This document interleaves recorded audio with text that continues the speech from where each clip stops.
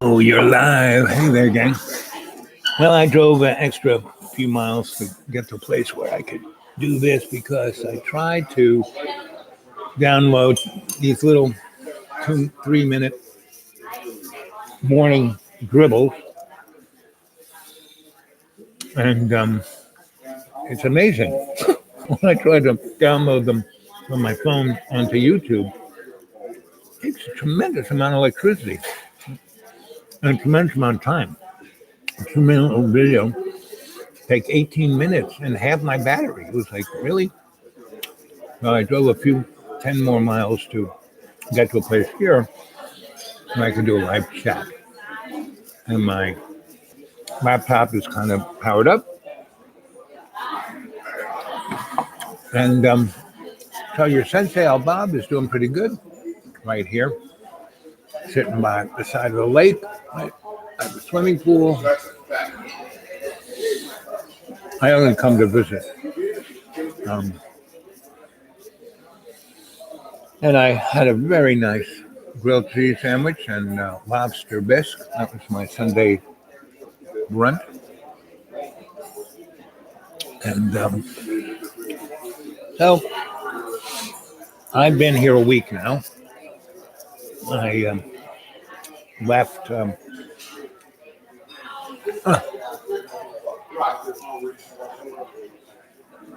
left the bosom of Roanoke, Virginia, and really haven't been able to talk to anybody. And so I just talked to one person, and things are going de-evolutionary, right? And so it's an interesting time for Roanoke, and Roanoke is the microcosm of America. It has great potential. I wrote a number of things about the potential of Roanoke, which mirrors the potential of America. Now, a guy named Gary Allen wrote a really good book called None Dare Call Conspiracy. And he wrote it in the 70s, not the 60s. And I'm a little prejudiced, his buddy. And we both studied with one of our great masters, a guy named Quigley. And he was at Georgetown. And Quigley wrote a great book called Hope and Disappointment or something like that. But he was like a historian for the Council on Foreign Relations. He was an inside guy. Now, I kind of tried to be like Professor Quigley, but did not have the time in that guy did. And/or the control. He was truly, a master. Me, I'm just your sensei. So, hey, Aaron.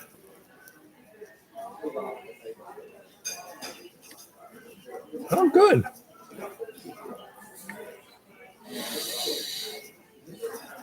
But, when I do these shows, it's nice to chat with everyone. But in reality, these shows are there to watch for posterity, So, as I was trying to, I kind of have very limited access these days because I'm out in the deep green. And I got to go 20 miles to do this. And I only have $26 to last me until mid-August. So I have to. But I found an extra $12, so I had myself a nice meal.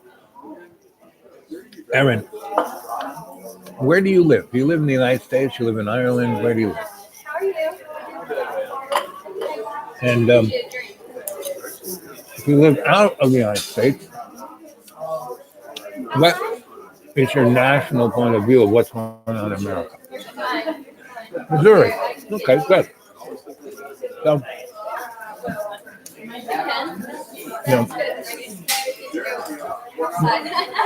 the two places that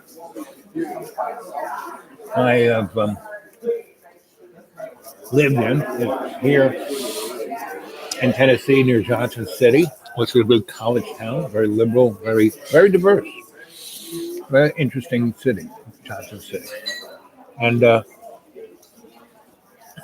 Roanoke, Virginia, which is a transportation hub. So both places have a little bit of everybody, right? Where I live, though, in Tennessee, I don't live right in Johnson City. I live maybe 30 miles out of it.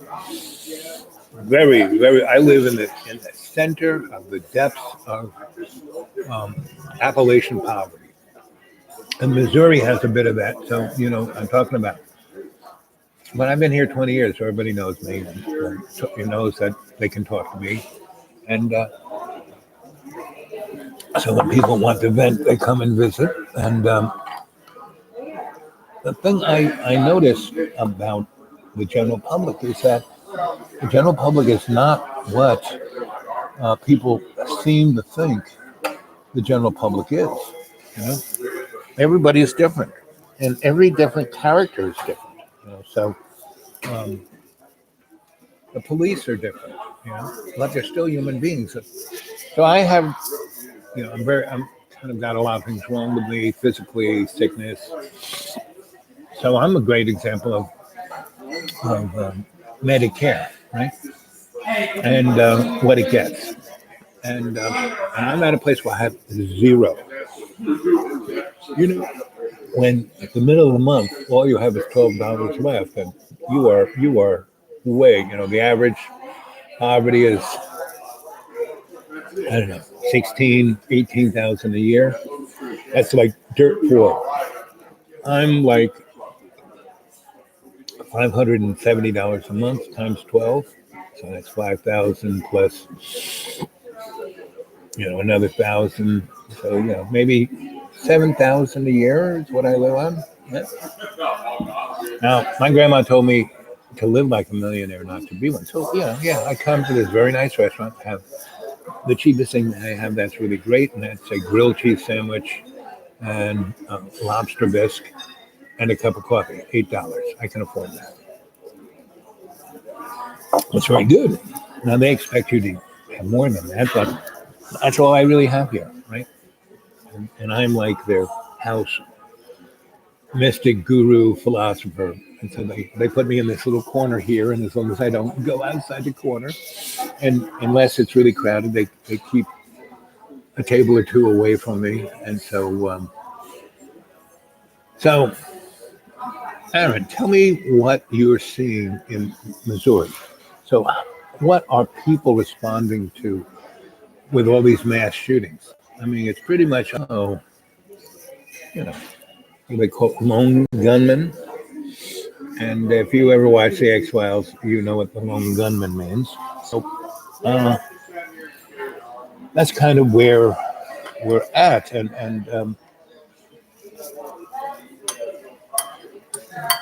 I used to live in Australia, and that was a pretty gun place because you lived out back, man. You need, if you're white, you needed a gun just because the animals would attack you. Now, if you were at one with nature, they wouldn't attack you. And meaning, they could tell right off the bat what you were by what you ate. So I was living with the indigenous folks. I ate what they did, the grubs, the tubers, the stuff that grew out there in the outback. That's what I ate. There was 900 miles closest supermarket. And that's kind of when I'm eating in the deep green. There used to be a farm, so there's berries everywhere. And there are other things growing, a lot of medicinals and mushrooms and all kinds of fungi everywhere. So, there's tons of bark that could have cheese. So, I don't even need to go to the supermarket. And so that's kind of where I'm at. And America I keep saying, we have this window of opportunity. So I want to, this is a live chat. Aaron, tell me what you're feeling, what you're thinking. What are you experiencing? All these shootings, right?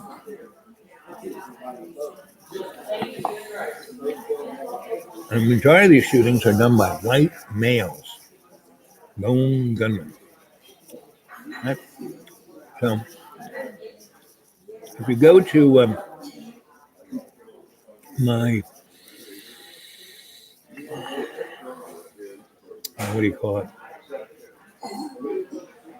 My page, the page that I put things on that you can watch, what do they call that?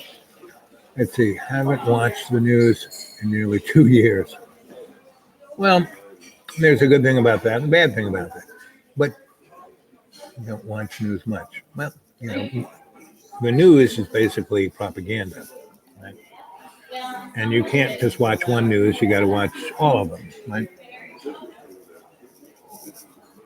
And I'm lucky because I'm on this channel and people on my feed send me a ton of stuff.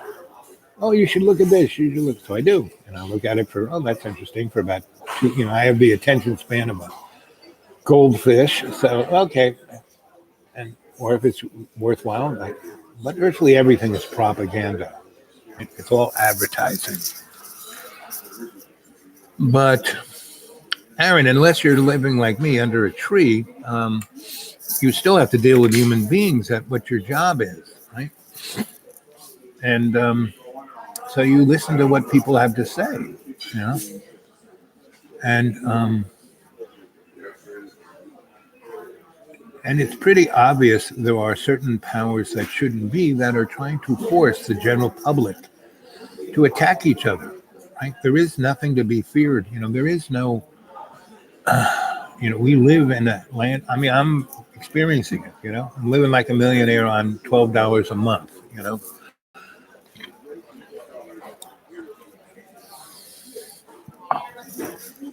And I'm offering it all to anyone who wants to, get the band back together, take it on the road.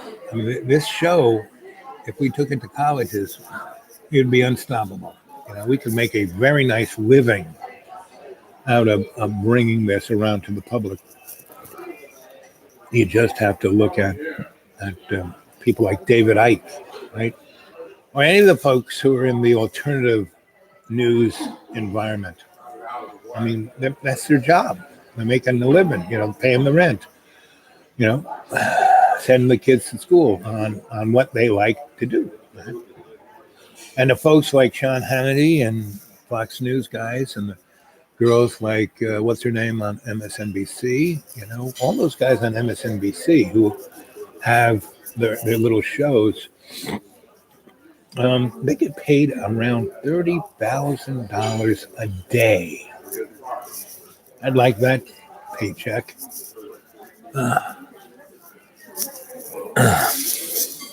And look, Alex Jones, he's made quite a nice living for himself, and his thing of being an outsider conspiracy theorist. What is conspiracy theory? But conspiracy. What's that word? It means when more than two people come together to do something nefarious and keep it secret. That's conspiracy.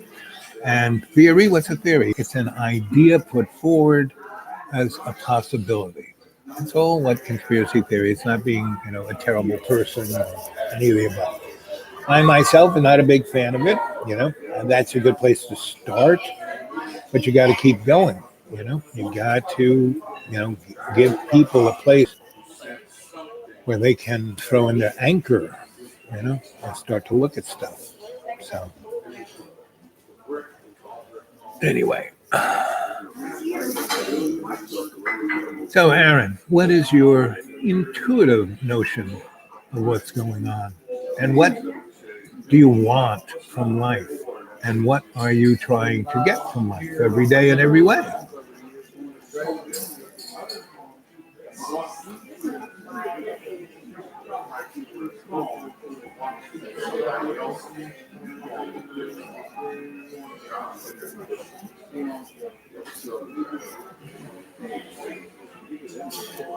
Well, let's see. We're coming up on 15 minutes. There it is. and maybe I'll stay. I got enough time. I'll spend another 10 minutes. Another 10 minutes, and if five people show up, I'll stick around for another 10 minutes, and another three or four people show up. So within half an hour, if eight people are here, I'll try to get into something. Hey, Fish. Yep. It's a morning, and I've driven my 20 miles to come to a place where I can communicate to you. It's got a very nice bisque soup and a very nice view. You know, the deep green is about 20 something miles that away, and this is was the valley, and I'm kind of on one of the higher mountains. I'm not at the tippy tip top, but almost. I'm about 4,200 feet above sea level. So when the big flood comes, it'll be fine. And this lake, we have our own juice. Right? It was designed to survive a tsunami from the coast.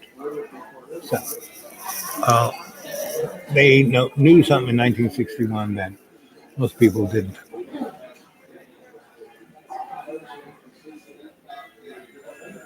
Yep.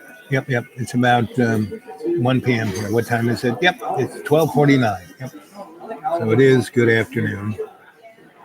But every time of day to me, I love morning the best. So I love Italian light, which is in the morning and sunset. From 6 a.m. to about 11 a.m., from about 4 p.m. to about 8 p.m. Those are my two. They both look like breakfast time to me.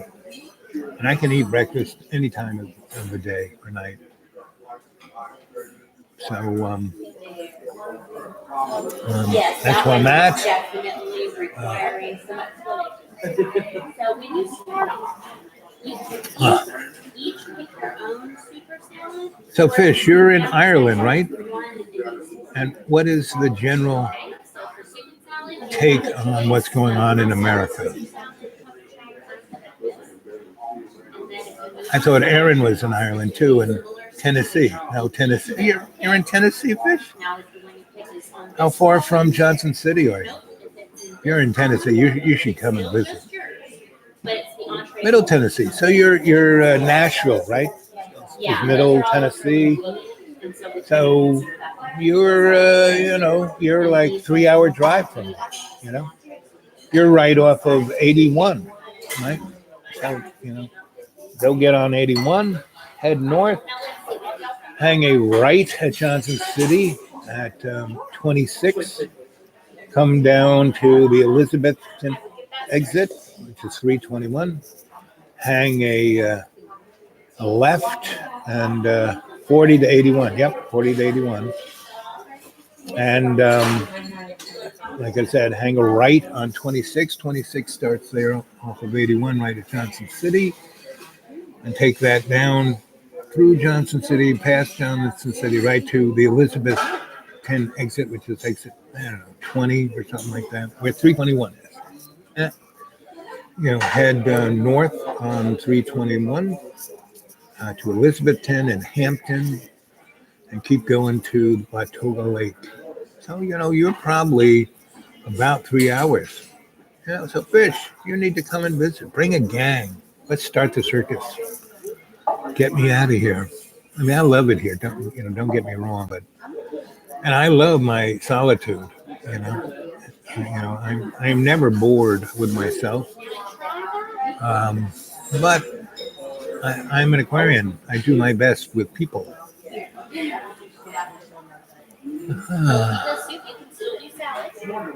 So the invitation is in your bowl court. Fish, bring a bunch. I have a great site. I've had it for 20 years, and every place I get, I design it to be a school. So I have a good, beautiful 10 great campsites, private, and it's Cadillac camping. So I got a bathroom, electricity, running water. You can't beat it. A toilet. And if you could bring along a friend of yours who was a plumber who could fix PEX pipe, who has a PEX crimp. September's almost here. This is August. So I should still be here.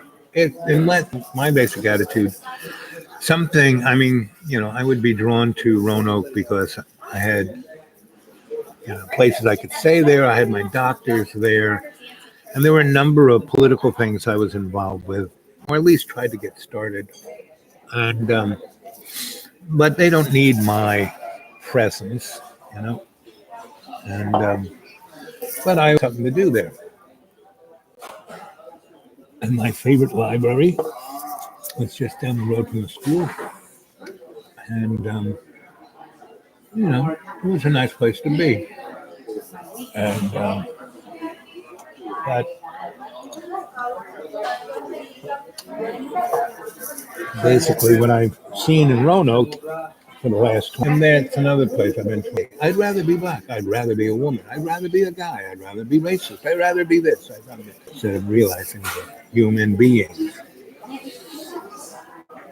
So yeah, earlier the better, because once beginning of October starts, it starts to get cold, and I got no heat whatsoever. Well, not all of it is corrupt. If all of it was corrupt, we'd be dead. No. The majority of humanity is pretty good. There are, way more good humans than bad. Just a hand, some of those bad apples. And we are bred to be lazy. And we think getting drunk and masturbating is having a good time. And not really. Accomplishing things, that's having a good time, Helping people, that's having a good time. Oh, government. And you're right there. Because we have the best legislatures money can buy. Whenever you cruise around here, there are all these little hollers that are like incorporated village. It says incorporated, meaning it's a company. Every town, every city, every state is a company. Go look at Admiralty Law. It's a company store, And the company needs slaves. And the best slave to have is one who thinks it's free. So if you gauge everything on what your car looks like or how well you mow your lawn, around here in the hollers, everyone mows their lawn really nice because it shows that they're doing okay. It doesn't matter that their kids are starving to death or that babies had the same Pampers for the last 3 weeks and its legs are rotting off from all the infections. But hey, the lawn is mowed really nice. And that is a slave mentality. And then there's people who lose their shit totally, and that's they call them Okies, right? And and what it is their front lawn is covered in crushed beer cans and cigarette butts and just shit like that. And that's what ghettos are. Why is Baltimore the way it is? There's some really nice neighborhoods in Baltimore. There's some really nice institutions in Baltimore. They have a nice couple of colleges and a couple of and a hot coffee and a iced coffee to go. And so that's the story, kids. You got to watch what you're doing. Got to be a human being. So I have to fill out a lot of forms. So every 6 months they turn my food stamps off. Nothing changes, but they do it as a control mechanism to make sure the slave is in the right position. So I go in to the office and I said, okay, here's a letter. I can't read it.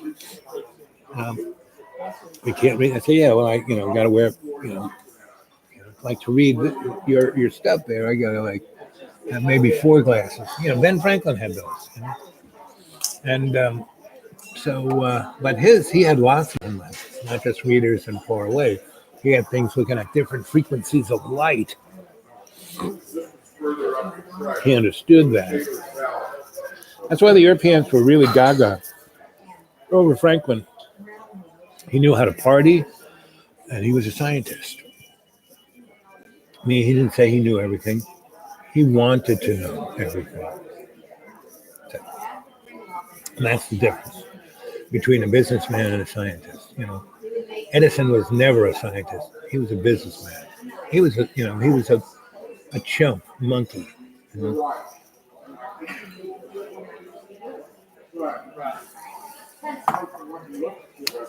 But so was Rockefeller, and so was J.P. Morgan when he died, and his taxes came out, or his books came out. He only owned 7% of his bank. Mr. Rothschild owned like 89% of the rest of it. So, and we haven't changed. We haven't moved. Just because we got,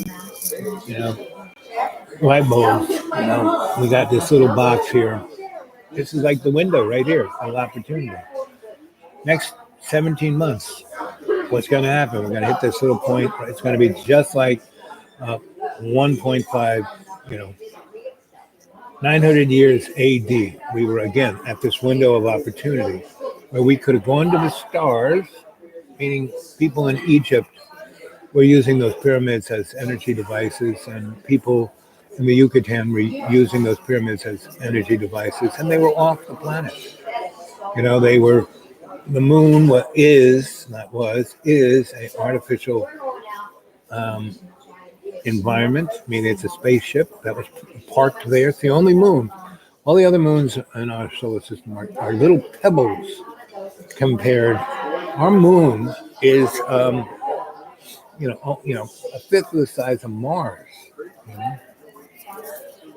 And it's the only moon that one side, it doesn't move at all. It stays in the same place. And it's big enough to cause no other planet has, where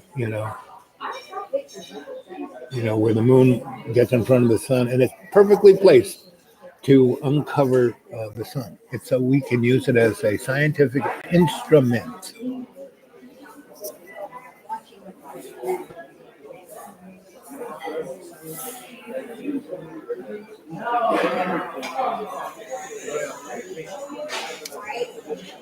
Oh, I mean, I have kind of heat in there, but it's not enough. And the real problem is I'm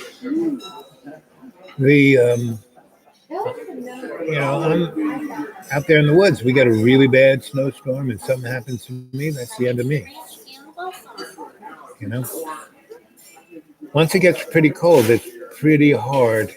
I got a little cubicle that I can heat that has actually heat there, but it's the mice have got it. Every time I turn it on, it smells like mice poop. And I'd have to rip it all out to clean it all. I've tried lots of ways to clean it out, and I got some electric heaters that do as good as that thing would probably do. Yet the walls are that thin. Now it's for the walls to be that thin, it's pretty well insulated. Everything's like I was telling you earlier. There's a company called Maymead, and I can't say whether again I'm your sensei Al Bob telling you stories. Don't believe anything I say. Everything I say is just a story. I'm just your griot. But the other night, I came out of my little sealed hutch, and the air was like you could take when you can taste the air. Get your eyes cocky, your hot one is coming. And lids too. And when you can taste your air, it's bad. When you can taste tires and kerosene, diesel fuel, it's bad. So somebody wanted to start a fire that wouldn't go out. So they were burning something that they wanted to burn totally. And so my little holler, again, I'm kind of high, so the stuff kind of comes over. Here you go. Hey, listen. Yeah. The young lady that came down here, she wants to call me. Oh, no problem. Okay. Send anybody by. Hey, so this is the ice. Right, Coffee. right. And you're making a warm Fresh one. raw. Right. Okay. Here, take this with you. Okay.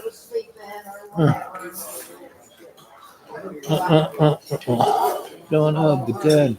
Take this with you. That's 10 and 2. Thank you. Yeah. It's always good to You want share. any candy? Yeah, of course I do. Those are good candies. I know. You want a couple more? Yeah. All right.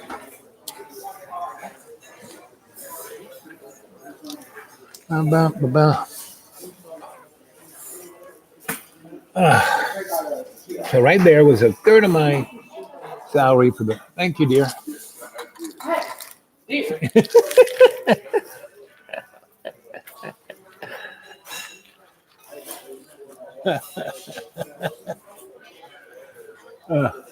So let's see your palm.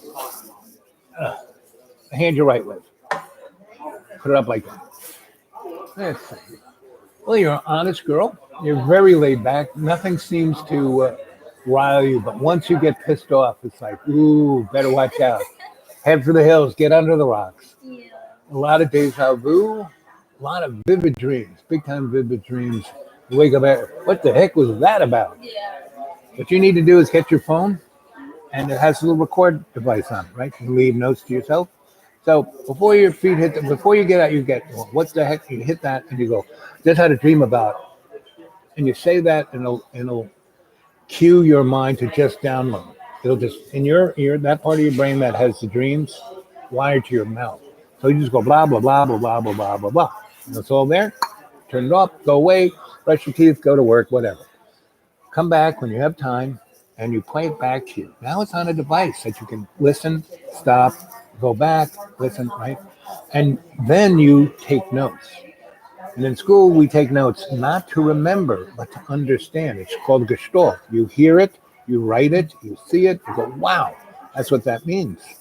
So you do that with your dream. You're like, wow, that's why I did that. Wow, that's why I did. This is, oh, wow. You will get more info. You'll be the best shrink you ever had. That sounds like a great idea. Put your hand back up. I turn it this way. Well, you're smart, and that's why you see you really are a pissed off person most of the time, because you have to deal with all these morons. It's like, what are you, a Virgo, Aries? Cancer. Oh, that's even worse. You can feel them. It's one thing to know you know, but to feel that crap, it's even worse. It's like, ugh. Yeah. And you're a crab, so you're like clicking along, and you're scared someone's going to step on you, so you're ready to bite them first. And you are quite intuitive, so turn your hand back around. Oh, what do you like to do? Because you're a very creative person, whatever you're doing. I'll try. And then write more. Poetry, stories. Oh, right. What's his name? Stephen King, right? He wrote for 30 years before getting anything. Got married, lived up in the middle of nowhere, Maine, was a high school teacher. He just kept writing, sending it up, getting it rejected, writing. And his first novel was the one with Drew Barrymore when she was a little girl, Firestarter, or whatever they called it. Where she could, right? Well, that was the first book to sell 1 million copies. And they didn't even put it in hard. They just did it in paperback. And it went straight there. Could I have 2 lids? 2 lids? Yep. And I said, oh, wow. And so then he sold the rights, and they made the movie like that. And that was the first movie to make $100 million. Cost them $3 million to make. Yeah. And it made $100 million, like in 1970, whatever. Yeah. And so that's when Stephen King, I said, hey, we got any more? And he just opened the door and that. Boy, he's so prolific. He publishes 10 novels a year. Well, he had them in the drawer. Yeah. So just keep writing. I write too. And people go, and I have friends in publishing, and they go, wow, this stuff's amazing. But it's like you have to do LSD to understand what you're talking about. Well, that's awful. Do you need creamer or anything? No, I'm good. So you're next. All right. Okay, let's see your palm. Put it up like that. Yeah. So don't get mad at everybody because they're not worth it. If you have any sweethearts in your life, value them, but tell them what see, you feel all this stuff, so you expect everybody to be able to understand things like you do. If they don't, That's why you get pissed off at them. So you need them to come. So how do you feel? Well, I don't know. No, how do you feel? How do get them like? What do you feel like? And you might be happy. Thank you. Okay, you're next. That's the hand you write with, right? That's left. Okay. So you're kind of close to vest. You never let anybody know how you really feel. The girl we see is not even you. I mean, you're as diverse as your fingernail polish. Put the hand back up there. You're very sweet because that's who you are. A lot of people are sweet because they want something out of you. You're just sweet because you're sweet. But that pisses you off because you're sweet to everybody, and then people treat you like crap, and you go, "Why? What?" So then you're starting to contemplating cutting their brake lines. Don't do that. Might be a good fantasy, but here, lean your hand back just a tad. So you are ridiculously psychic. You have intense deja vu. Intense deja vu. Some. Well, it's there, and when it hits you, it's like a 2x4 across your head, but it's there a lot. If you were a little more aware of it. And it's amounts of prosperity pretty good. Turn your hand.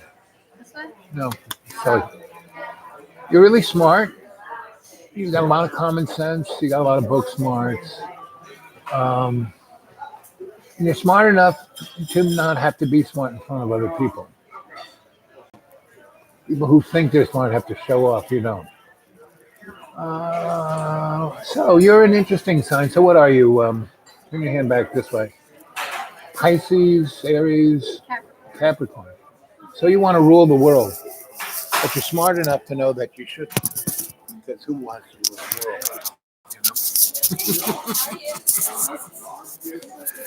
world? Capricorns, what do you like to do? I like to go fishing and just kind of relax and work. Well, go do that. Have you ever been to the coast? Yes, I have, but I haven't fished over there yet. So how old are you? I'm 17. Right. Go out there. Get a trade under your belt. Like I said, go see if you can study being an electrician. That's something very simple. Diesel mechanics is actually like brain surgery. Yeah. And for something that's going to be obsolete in 5 years, I mean, take a course or two just for your interest. But a career as an electrician is something you can do anywhere. No one messes with it. You're scared of it. You're like treated like a magician. They pay of all of the trades, electricians get paid the most. So go for it. Try it out. Right. Yeah. Where do you go to school? I go to school in Johnson County. It's Oh, about 45 minutes. there, Mountain City. That is a school that is so strange because some of it's not so bad, the other is terrible. Yeah. It's like, I'm sure there are a couple of good teachers there that you should embrace as your mentors, but the school system's there not to help those kids, but to enslave them. Yeah. So you need to get out of here. Yeah. I'm trying. Get I'm that. really trying. Get the heck out of here. And you get to be 19, you should be gone. Yeah. I'm wanting to move somewhere warmer because I love heat and I like going out and like doing things outside. Yeah. So I'm trying to Go to Florida. Well, I went to Florida this past summer and I really enjoyed it. But I went to California a couple of years back and I really liked it. Problem with California is it is about to fall into the ocean. I thought that was in Florida. No, that's thinking. Oh, okay. California has, it'll fall in the ocean in a day and a half. Florida's going to take 20, 30, 40 years. Okay. You don't want to be in a place that goes crack. Yeah. And they built 9 nuclear power plants along the San Andreas Fault. And if that goes, that place is going to glow in the dark for the next 700 years. What's left of it. Yeah. Pretty much everything from Colorado to Japan is in the ring of fire, and it's heating up. I have friends, volcanoes. Mm-hmm. We don't think things are that bad because we only see what's on the earth. Mm-hmm. Well, 3/4 of our planet is underwater. There are over 10 million volcanoes in the oceans. the oceans are heating up not because of your car exhaust, because of those volcanoes heating up. So have a good time. Don't get pregnant. Okay. Okay. And don't give it up to any Tom, Dick, or Harry, because most guys are just morons. You find a good one, keep them, right? But other than that, and that good one has to treat you like a queen. You being a Capricorn, any guy in his right mind will realize that you are the admiral of the Navy, and he is just the captain of the ship. So unless that guy's not going to treat you, next. Yeah, that's what I just had to do. Actually. I Next. just had to do that. Yep. And I mean, I know Mountain City. I know the guy who's mayor, who used to be a teacher there. I mean, so I know your school pretty well. And it's really, I mean, there's a handful of teachers who are pretty good, but they've given up already. Yeah. I mean, it's really, when that county had a choice between a community college and a jail, and they picked a jail, now half the people in that county are in that jail. Yeah. Yeah. Yeah, so you got to get out. Out. Read more books. Go to Lowe's, right? And they'll have a book on how to be an electrician. That's all you need. That $21. You learn what's in that book, you can go be an electrician. And what's really great about an electrician, all you need is sight cutters, a knife, a razor, and a couple of screwdrivers and a tester. That's it. Plumbers, masons, carpet, they need a ton of truck worth of tools. You can carry them with you. And electricity is electricity anywhere on the planet. Yeah.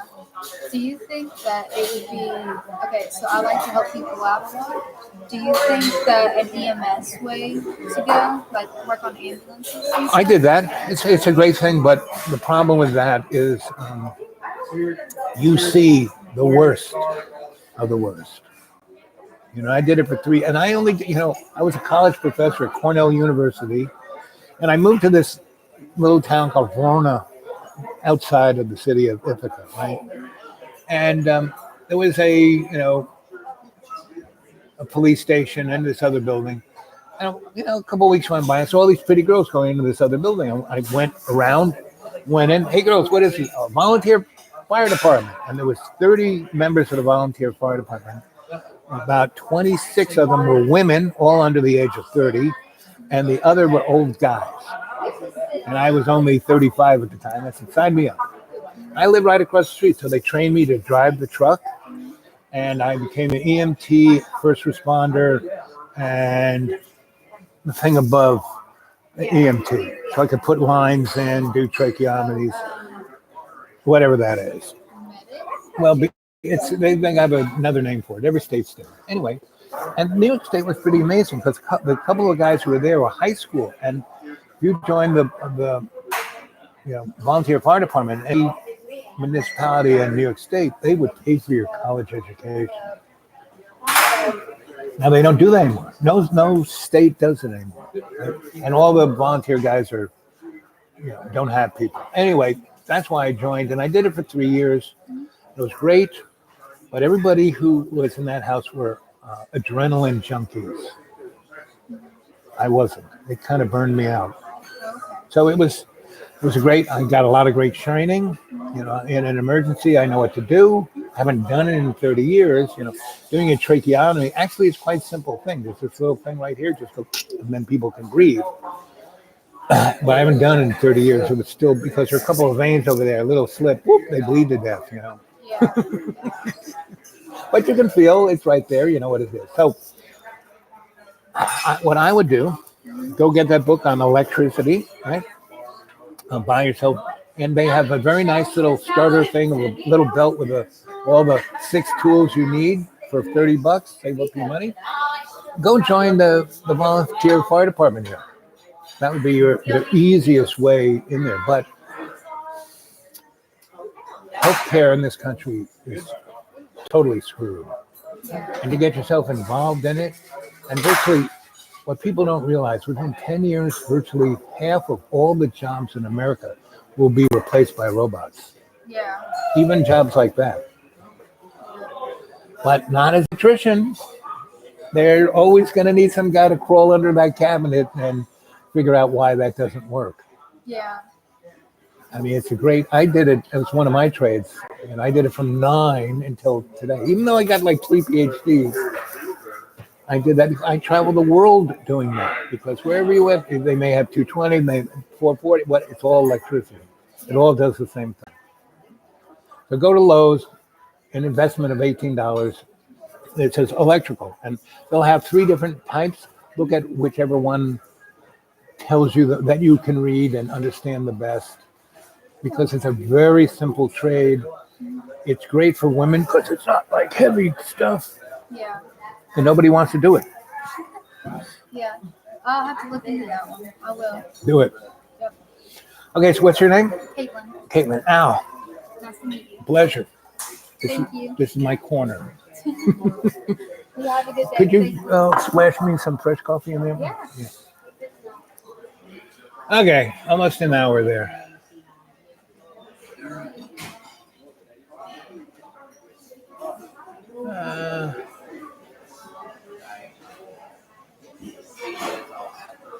Guys, I mean, I have all of that stuff, you know. I have a wood stove, but you got to get the wood, you know. And like I said, the insulation of where it is that thin. And either that, to keep that school bus warm with my wood stove, I mean, it's great in the October, middle November, where it's just a little cool in the morning. You throw in a few logs in there, heats it up nice. Once it gets cold, it's like you got to keep feeding that sucker. And it has to be like cherry red to keep it at like 60 degrees. It's dangerous. What I used to do is go to my house that I had in Florida Keys. There you go. Thank you, boss. You're welcome. Miss K. And I like your fingernails. Thank you very much. I love sunflowers. Yep. Favorites. You're an emoji girl, I can tell. An emoji girl? I just like the sunflower part. I don't use emojis too much. But yeah. You better watch out. It can be addictive. Yeah, I normally just use the heart ones. Yeah. Because, you know, I talk to a lot of people, and there's some people, that's all they communicate in is emoji. I don't understand how. What does that mean? You know? Say what? Well, you have a good day. You too, my Thank you friend. very much. Yep, I'll see you around. Like I said, this is my corner.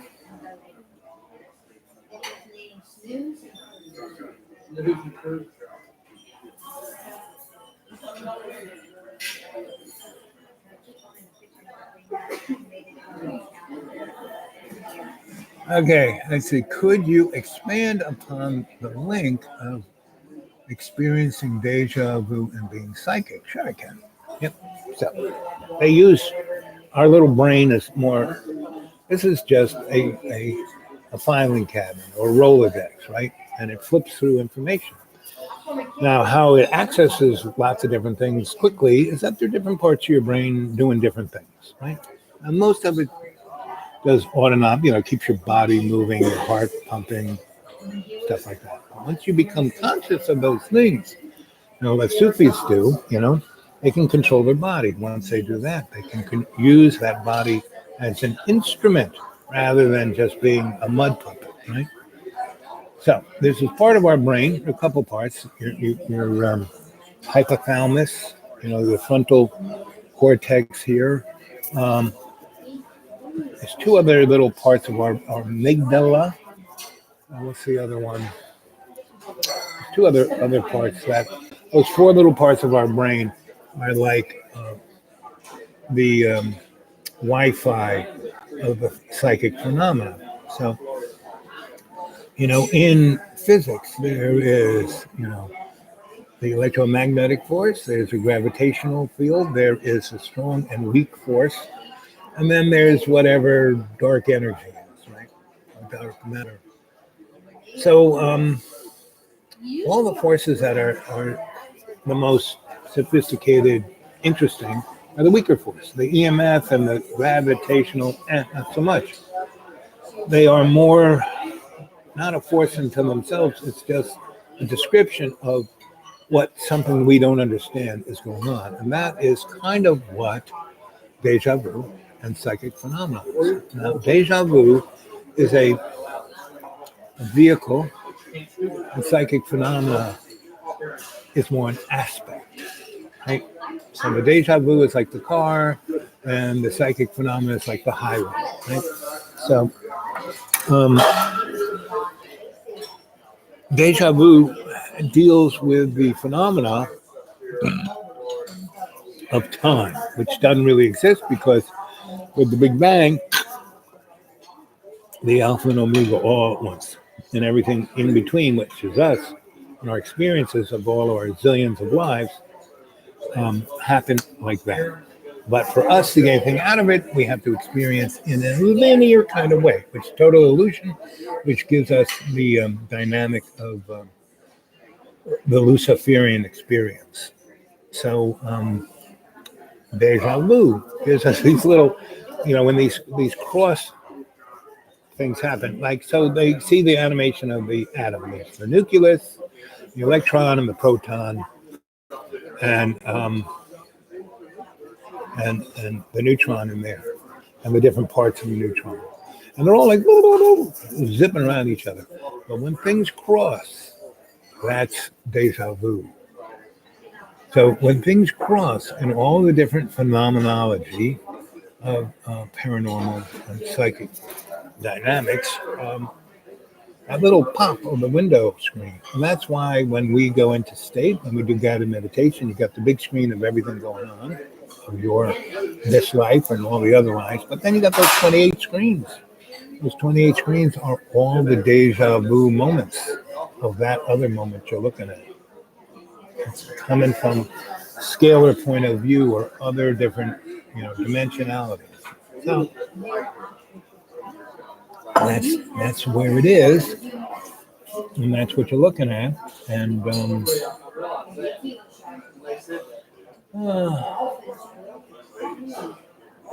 you're in Fort Pierce, Florida. I used to live. If you're in Fort Pierce, I used to live in Stewart. In between 2006 and 2010 was quite a hip town because all of these kids who were the brightest and from affluent families couldn't make it, so they're all living in each other's basements. And in Stewart, there was a great little coffee shop called the Blue Door. A friend of mine, William, and his lovely wife were lawyers, and they bought this house for their law office, but they only needed to use maybe a fifth of it. And the other had a beautiful backyard and a beautiful front yard, and they turned it into a salon slash cafe. And that's where all, they had a beautiful, they turned their front lawn into a beautiful patio. And you could sit 50 people out there, and every night they'd have music and poetry and storytelling. And this is way before any of the, Moth or, TED Talks. And these guys were sitting out there, knocking out new acts. That's what they were at, And they all, before I got really sick and was no longer there around 2014, all those kids who were living in their mom and dad's basement, were all kind of millionaires. And if you go back and look at the earlier things on this channel, Dreamy Dreamland with Sensei Al Bob, I showed a lot of video from those times, and it was really great. It was a real community, a lot of different people doing a lot of different things, but caring about each other, hanging out, singing, getting a buzz on. And I had friends in real estate. I had my little place. My parents lived not so much in Stewart, but almost in a place called Palm City, which is on the other side of the Intercoastal, and it's like where the millionaire, the new rich lived, and they lived in a gated community of millionaires. Because my dad wanted, I'm a millionaire, and So I was taking care of them, but I couldn't stand being with my parents 24/7. So I ventured forth, and Fort Pierce, um, Fort St. Lucie, Fort Pierce. I was like an amazing black town that was, during Jim Crow was super affluent, and then in the '60s it got destroyed. Um, and that's what happened with the whole Newell Wright goes on about the left, how they, gotten the black people in slavery. Well, it's true. It's just a different wing of the same corporate bird. And so that whole area, Florida, Jupiter's where the Bushes and the uber rich people live, and all the things are pyramids and Greek temples. It tells you where they're from. And let's see.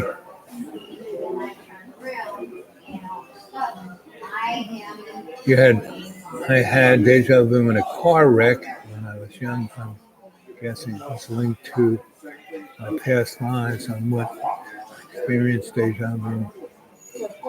Were you in a car wreck, or were you having a deja vu about a car wreck when you were young? Mr. Aaron, which is it? Were you in a car wreck, or were you just experiencing in deja vu? Because deja vu is another thing, especially in movement. It's all about time. So you're in a car and you're picking up other people's, if there was like a gigantic crash, just after you left, you could have like flown through that energetic field of that crash. And because all the things that happen to us are built on these potential, um,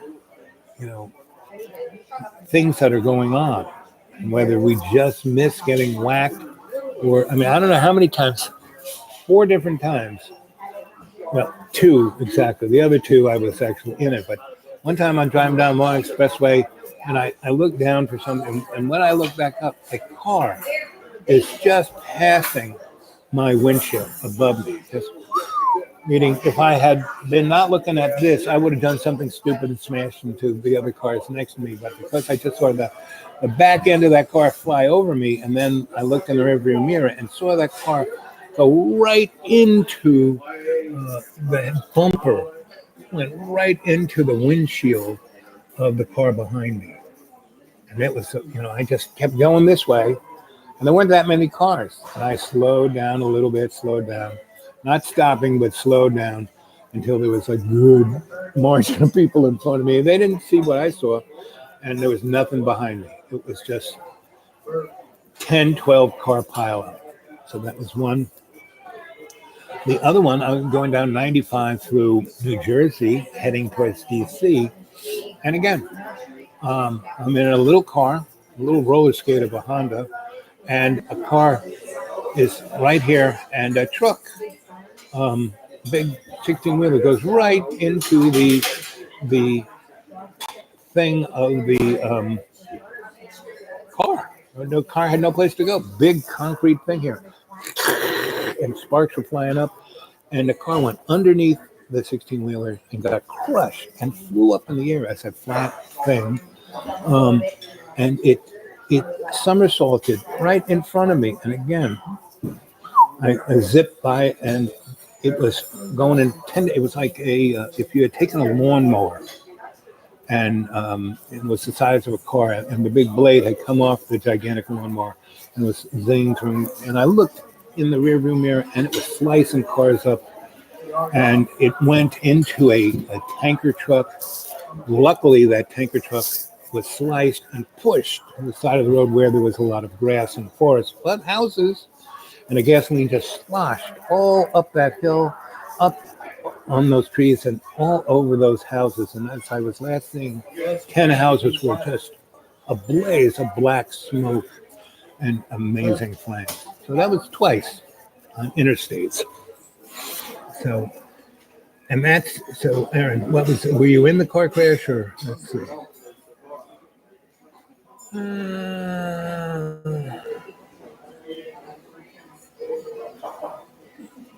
I was in a car wreck, and then immediately after car wreck, or during the car wreck, I started experiencing deja vu. Oh, London, one of my favorite towns.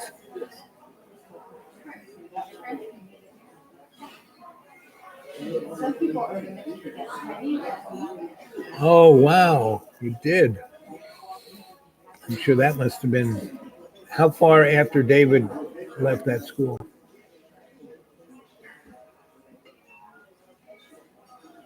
Ah, were you going to school with David Bowie, or was it way past or right near? Because she probably got out of that school in the late 50s, early 60s, and went straight into it, you know.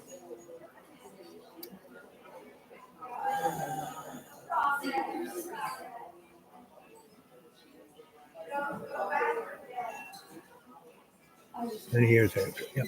Okay. Well, public schools or private schools in London, and are generally, I'm not. I didn't. I just visited schools. Whoa.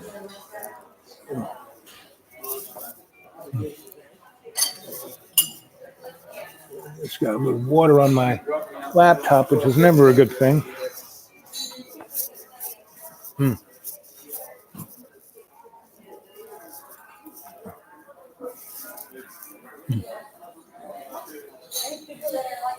See, that's the thing you have to worry about in the mountains, water, because it can dribble in from any direction. And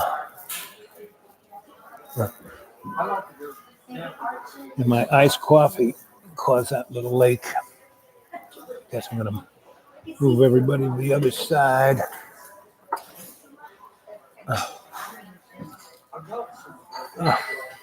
Okay. Still only two of you.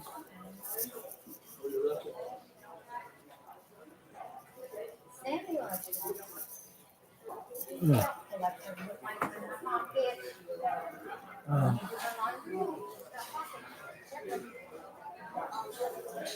anyway, I love London because there's so many different kinds of people, so many different kinds of food. Um, it's so diverse and has been so diverse for so long that people have I mean, I was there in the 70s, and it's still a racist country, but people are getting over that, right? And there were I had a lot of friends who were multiracial couples, and it was, yeah, there were racist folk. I mean, the hardest racism I really felt was between the English and the Irish. So there were a lot of Irish in England, especially in London and surrounding areas, Woking, all that. I mean, I lived in Woking when Woking was a little town. Now it's, I think, the largest suburbs in Europe. Anyway, um, so 1 hour. Let's see.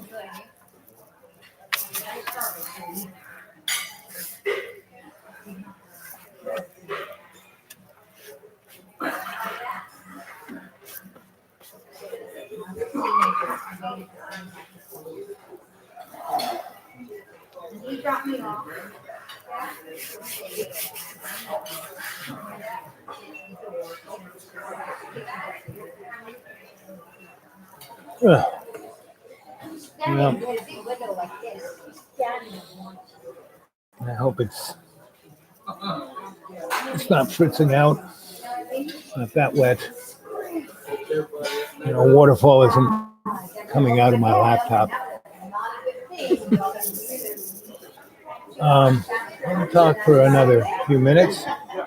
We still only got two folk here.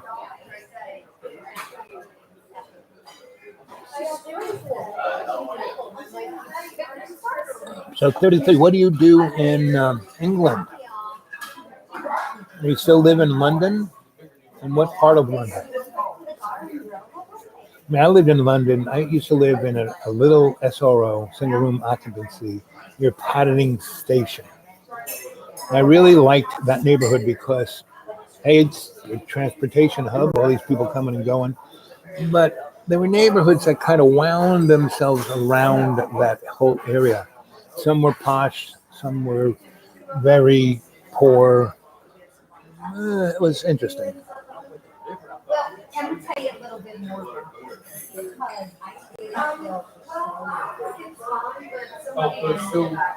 Oh, good.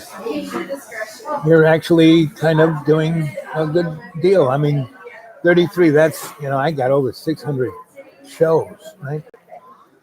And there's so many that you could just, throw like a dart, like have a dartboard, this section, the first 25, next, 25 to 50, 50 to 75, 75 to 125, 125 to 2, and then figure out which one where the things and put a little pin in it. The other thing everyone should do is download these shows, put them on thumb drives. There's a guy named Dragon in Canada who downloaded everything, and he still does. And for some weird reason, I don't block anyone. I'm a non-wrench, non-blocking. When trolls show up, I just say, well, how are you today? And what's on your mind? And tell me more about it. And how does that make you feel? And that usually gets rid of the trolls. There's no sense in blocking them. And they need our friendship, right?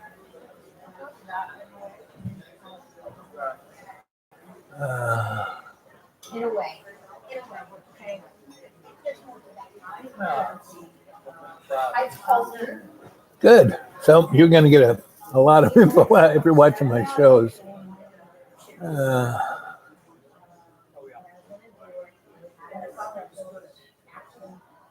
That's what I try and do with the shows. That's why they're kind of stream of consciousness. It's like this show. Yeah, been on an hour and 9 minutes. And man, we talked about a lot of stuff. You just had to experience a lot of things, not just one thing, talking about the same thing. My tribe, blah, blah, blah. You're wrong. No. We talk about everything, and everybody's welcome, right? But as I go along, it's not so much other tribes, because other tribes jump in, and I'm like the Borg. I kind of amalgamate into the storyline, and so it's that issue. So anyway,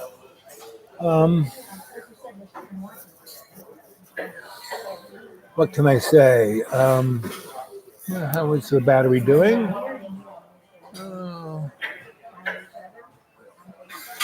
We're doing good.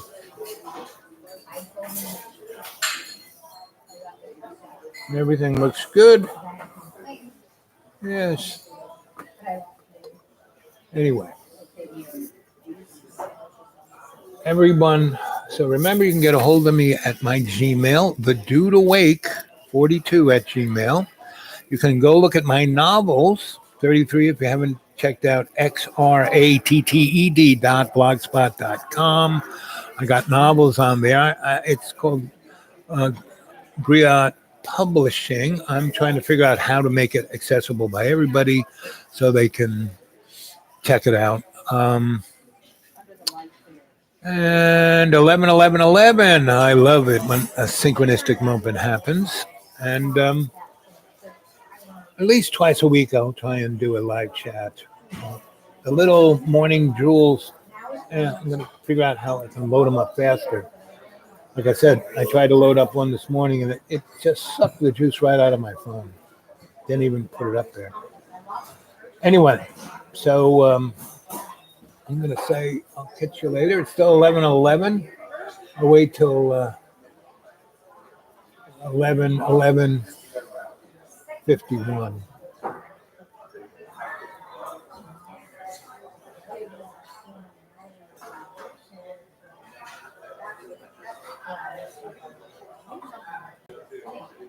Yep, I appreciate you just spreading, throwing those pebbles in the pond, spreading the little waves, because that's the best we can do as a cadre. Now we come together as a circus, we can make some really Wouldn't you like to take this on the road and go to all the colleges around the planet, put on a show that changes everyone's mind, has them become real human beings, Yep. fun, and get paid really well for it?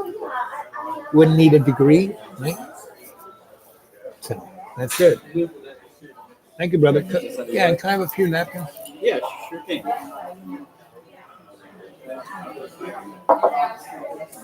Yep, that's the boy who's sweating.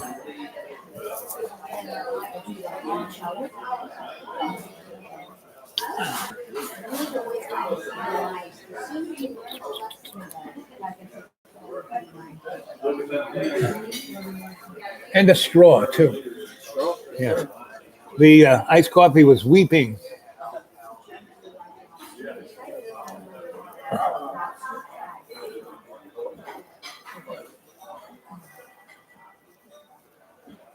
Weeping coffee and laptop don't mix. Yeah, I really don't. There you go. Thanks, buddy.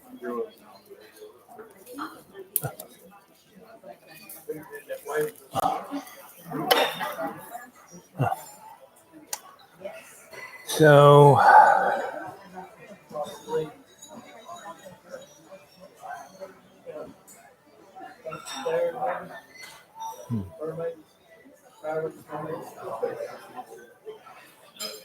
well, that's my next thing. I'm looking for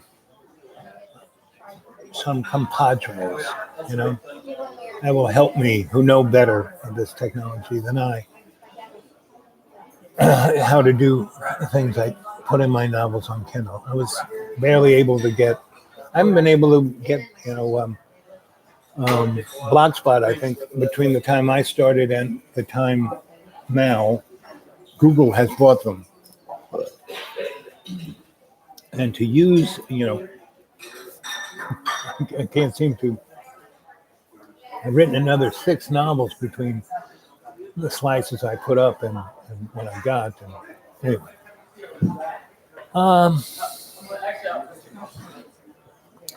so come and visit me, Aaron, and let's get the spark going. You can do whatever you're doing there, here, or anywhere else. And like that young lady, I told her to be an electrician because she could, do it anywhere. Right? So that's the story. Morning glory. Talk to you later. Yeah.